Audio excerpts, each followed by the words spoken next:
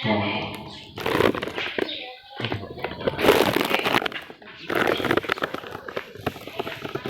Tuhan, saya berjanji bahwa saya akan memenuhi tugas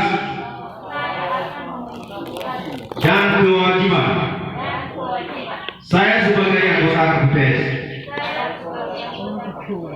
dan petugas ketertiban TPS dengan sebaik-baiknya sesuai dengan peraturan perundang-undangan dengan berpegang pada Pancasila dan Undang-Undang Negara Republik Indonesia tahun 1945, bahwa saya dalam menjalankan tugas dan wewenang akan bekerja dengan sungguh-sungguh,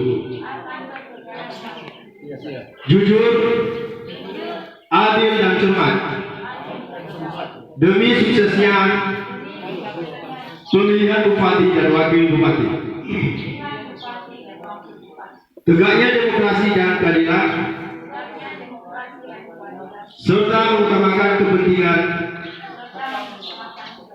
Negara Kesatuan Republik Indonesia daripada kepentingan pribadi atau golongan.